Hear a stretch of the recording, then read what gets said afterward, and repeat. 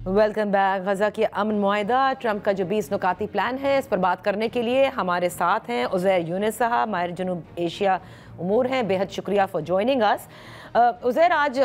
Floor of the house पे इसहाक डार साहब ने भी पॉलिसी स्टेटमेंट दी और आपसे कबल हमारे साथ स्टेट मिनिस्टर थे PMLN के, उनका ये कहना है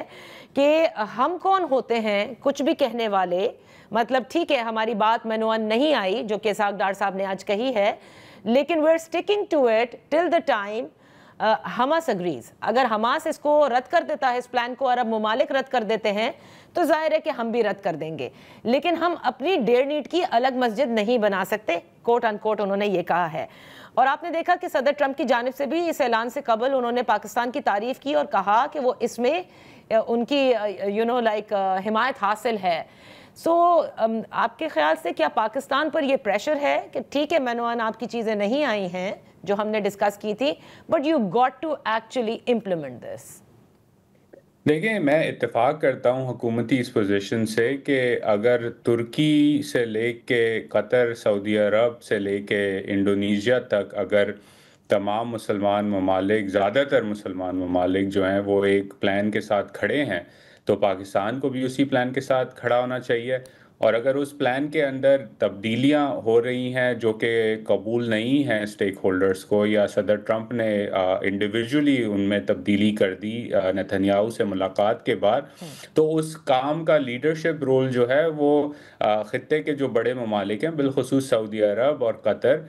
वो अमेरिका से इस बारे में बात करें। पाकिस्तान बैक चैनल डिप्लोमेसी में हो सकता है इंगेज करे उन ममालिक के साथ और अलाइन रहे, लेकिन पाकिस्तान की अप्रोच ये होनी चाहिए जो खित्ते के ओनर्स हैं, बड़े ममालिक हैं मशरिक़ वुस्ता के, बिलखुसूस सऊदी अरब, वो इस काम में लीड लें। और अगर वो अग्री करते हैं तुर्की के साथ और इंडोनेशिया के साथ, तो फिर पाकिस्तान को भी उसी प्लान के साथ आगे बढ़ना चाहिए, क्योंकि खित्ता जो है वो पहले सऊदी अरब और कतर का है, स्टेक्स उनके सबसे ज़्यादा हैं। तो अगर वो अग्री कर रहे हैं और फिर हमास के साथ इंगेज कर रहे हैं, तो पाकिस्तान को उस प्रोसेस की सपोर्ट बिल्कुल करनी चाहिए। अच्छा, लेकिन आपने देखा कि यहाँ पर बहुत सारे लोग जो कमेंट कर रहे हैं, न सिर्फ पाकिस्तान में बल्कि पाकिस्तान से बाहर भी, जो फ़लस्तीन के लिए एक दर्द रखते हैं कि इस पूरे प्लान में कहीं भी फ़लस्तीनियों के लिए कुछ नहीं है। उनकी मर्जी और मंशा क्या होगी, वो कहाँ उस इंतज़ामी ढांचे का हिस्सा कैसे बनेंगे, and ultimately to their own land rights, to their own ownership of a state, ये कहीं जिक्र नहीं है। और इससे ऐसा लगता है कि अल्टीमेटली जो इजराइल चाहता है वही कर रहा है अमेरिका।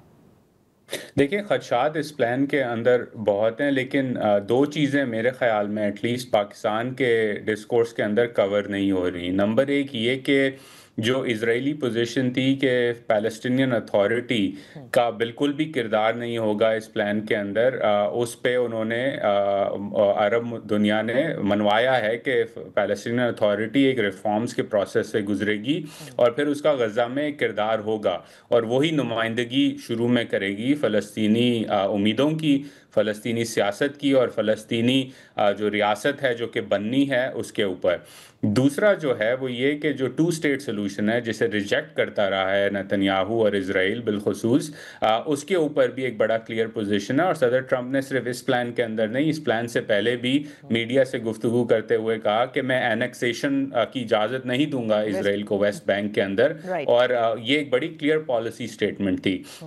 तो ठीक है, उस पर रिफॉर्म्स का प्रोसेस क्या होता है, उसकी रोड मैप क्या होता है, ये अभी सवालात मौजूद हैं और बिल्कुल जायज़ सवालात हैं, लेकिन पैलेस्टीनियन अथॉरिटी का किरदार, उसके ऊपर इत्तेफाक राय है अरब दुनिया का। एंड अगेन पाकिस्तान की पोजीशन मेरे नज़दीक यही होनी चाहिए कि जो अरब दुनिया के स्टेक होल्डर्स हैं वो इस बात पे लीड करें, और अगर उनका एक पोजीशन होता है और वो एक रिफॉर्म्स के प्रोसेस के थ्रू पैलेस्टीनियन अथॉरिटी को गज़ा में और फिर वेस्ट बैंक में बहाल करने की कोशिश करते हैं और इसराइल को अमेरिका के थ्रू मनवाने की कोशिश करते हैं, तो अगेन पाकिस्तान का जो किरदार होना चाहिए वो मुस्बत होना चाहिए, एज अपोज टू सेइंग कि हम अलग खड़े हो जाएंगे, हम इसकी हिमायत नहीं करते।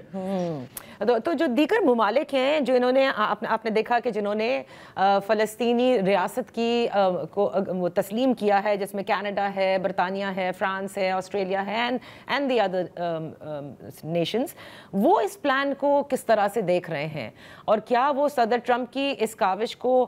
پر اعتماد کرتے ہیں؟ کیونکہ ظاہر ہے آپ کو یاد ہوگا کہ جب بھی ایسی کوئی بات ہوئی فلسطینی ریاست کو تسلیم کرنے کی تو صدر ٹرمپ کی جانب سے کوئی اتنا اچھا رسپانس نہیں آیا تھا، چاہے وہ فرانس نے کی ہو یا پھر برطانیہ نے۔ اس پہ دیکھیں فرانس، برطانیہ اور یورپ کے جو دیگر ممالک ہیں انہوں نے ایک پوزیشن، اور کینیڈا نے ایک پوزیشن لیا ہے کہ جہاں تک ان کا تعلق ہے وہ اس بات پہ ڈائیورج کرتی ہے ان کی پالیسی امریکہ سے فلسطینی ریاست کی ریکگنیشن کے معاملے پر۔ یہ تو پبلکلی اسٹیٹڈ پوزیشن ہے۔ جہاں تک میں سمجھ سکا ہوں واشنگٹن کے اندر کہ جو پرسپیکٹیو ہے ڈونلڈ ٹرمپ کا وہ یہ کہ اس پروسیس کو وہ بھی ریلکٹنٹلی سپورٹ کر رہے ہیں، کیونکہ اس سے کر وہ یہ رہے ہیں کہ اسرائیل بالخصوص نیتن یاہو کو کہہ رہے ہیں کہ آپ کی آئسولیشن اور آپ کی دنیا کے اندر ایک روگ سٹیٹ کے سٹیٹس کے درمیان اب صرف امریکہ کھڑا ہے، اور امریکہ کے اندر صرف ڈونلڈ ٹرمپ کھڑا ہے۔ ریپبلکن پارٹی کے اندر رائٹ ونگ کی سائڈ پر اگر آپ میڈیا ایکو سسٹم دیکھیں، ٹکر کارلسن، سٹیو بینن جیسے لوگوں کی، میگن کیلی جیسے لوگوں کی گفتگو دیکھیں تو وہ بھی اب کرٹیسائز کر رہے ہیں اسرائیل کو۔ لیفٹ پہ ڈیموکریٹ میں تو ویسے ہی جو بائیڈن کے زمانے سے ایک ریبیلین شروع ہو گیا تھا اسرائیلی پالیسی پر۔ تو اب جو پروسیس چل رہا ہے امریکہ کے اندر وہ یہ کہ دیکھیں یو کے، کینیڈا، فرانس، دیگر ممالک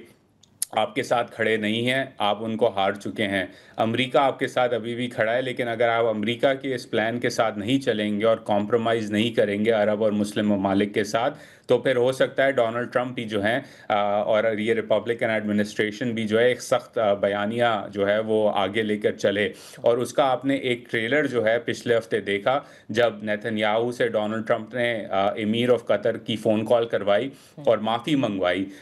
مجھے نہیں لگتا کہ جو بائیڈن اگر صدر ہوتے تو ایسا کوئی کام کیا جاتا، لیکن بڑا ایک کلیئر سگنل ہے ڈونلڈ ٹرمپ کی طرف سے کہ you need to fall in line اور ایلس، اینڈ آئی تھنک اسی وجہ سے تھوڑی سی جو فلیکسیبلٹی اس وقت آپ کو نظر آ رہی ہے اسرائیل کی معاملات میں، وہ اسی وجہ سے آ رہی ہے کیونکہ انہیں معلوم ہے کہ اگر یہ دراڑ پڑ گئی تو پھر سیاسی طور پہ جو بائی پارٹیزن کنسنسس امریکہ میں ہوتا تھا اسرائیل کے اوپر وہ کبھی واپس نہیں آئے گا۔ سو جو آپ نے ابھی بات کہی، اس کے باوجود لوگوں کو سب سے زیادہ جو اعتماد کا فقدان ہے وہ ابھی بھی یہی نظر آتا ہے کہ آیا صدر ٹرمپ کی جانب سے جو بھی یہ 20 نکات ہیں ان پر is he going to live up to it، یا اسرائیل اسپیشلی نیتن یاہو جس کی ہمیشہ مانی گئی ہے، چاہے وہ UN سیکیورٹی کونسل میں بھی امریکہ نے ہمیشہ ویٹو کیا ہے، جتنی بھی قرارداد ہوئی ہیں، تو غزہ کے حوالے سے یہ ایک اعتماد کا فقدان ضرور ہے۔ آپ سمجھتے ہیں کہ عرب ممالک are in a position کہ وہ ایز مڈل پاورز یہ ڈیل بروکر کرنے میں کامیاب ہوں گے، ان دا سینس کہ وہ صرف امریکہ کی نہیں سنیں گے بلکہ جو ان کے پورے اس خطے کے لیے اسپیشلی فلسطینیوں کے لیے قابل قبول ہے اس کو منوایا جا سکے امریکی صدر کے تھرو؟ دیکھیں اس پہ خدشات بالکل جائز ہیں اور ہونے بھی چاہیے، اور جو ہے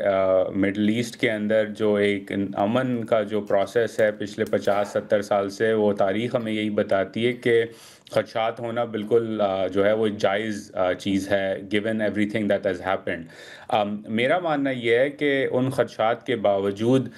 جو کوشش کی جا رہی ہے وہ کوشش کو سراہنا چاہیے، امن کی طرف بڑھنا چاہیے مڈل ایسٹ کو، مشرق وسطیٰ کو، اور اس کے اندر جو بڑی کلیئر ریڈ لائن ہے بالخصوص UAE اور سعودی عرب کی طرف سے، وہ 2 ریڈ لائنز ہیں۔ نمبر 1 کہ ابراہیم اکارڈز کی ایکسپینشن اس وقت تک ممکن نہیں جب تک کہ فلسطینی ریاست بنے گی، اس وقت تک سعودی عرب اس بات پہ آگے نہیں بڑھے گا، نمبر 1۔ اور نمبر 2 ایمریٹس کی طرف سے کہ اگر اسرائیل نے اینیکسیشن کی ویسٹ بینک کے اندر تو جو ابراہیم اکارڈ 1.0 تھا جس میں UAE نے ریکگنائز کیا تھا وہ خطرے میں پڑ جائے گا۔ آئی تھنک یہ ریڈ لائن بڑی کلیئر ہے، اس بات کا اندازہ واشنگٹن میں صدر ٹرمپ اور ان کی ٹیم کو بھی ہے،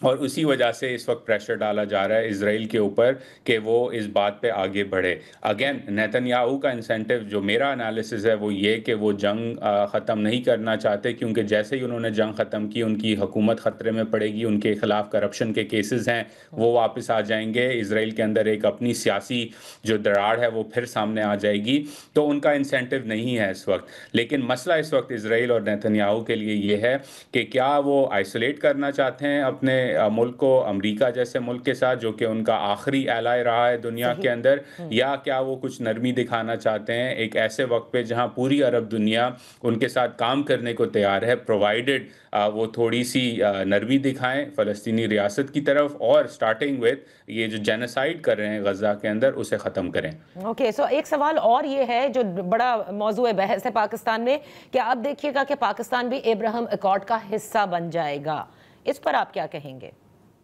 میں نہیں سمجھتا یہ کوئی آئی تھنک اس پہ اسپیکولیشن زیادہ ہو رہی ہے بہت زیادہ. پاکستان کی پوزیشن بالکل کلیئر ہے اور بالکل میرے خیال میں صحیح پوزیشن ہے سعودی عرب کے ساتھ بھی، کہ فلسطینی ریاست پہلے بنے گی اس کے بعد باقی چیزیں دیکھی جائیں گی. تو یہ جو اسپیکولیشن کی جا رہی ہے کہ پاکستان بھی اس کا حصہ بنے گا، میں نہیں سمجھتا اس پہ کوئی وزن ہے اس وقت. اور اگین فارن پالیسی لیول پر سعودی عرب اور پاکستان دونوں کی بڑی کلیئر پوزیشن ہے، انڈونیشیا اور بنگلہ دیش کی بھی بڑی کلیئر پوزیشن ہے کہ جب تک فلسطینی ریاست نہیں بنے گی اس وقت تک اسرائیل کی ریکگنیشن کی بات ٹیبل پہ آ ہی نہیں سکتی. اوکے، بہت بہت شکریہ Uzair Younas for being with us on the show. یہاں وقت کا بریک سے جب واپس حاضر ہوں گے تو اسلام آباد میں کل پریس کلب میں جو کچھ ہوا اس کے بعد 24 گھنٹے گزرنے کے باوجود بھی کیا حاصل ہوا ہے، کیا کوئی تحقیقات میں کچھ سامنے آیا ہے، کیا تحقیقات ہو بھی رہی ہیں، بات کریں گے اس میں.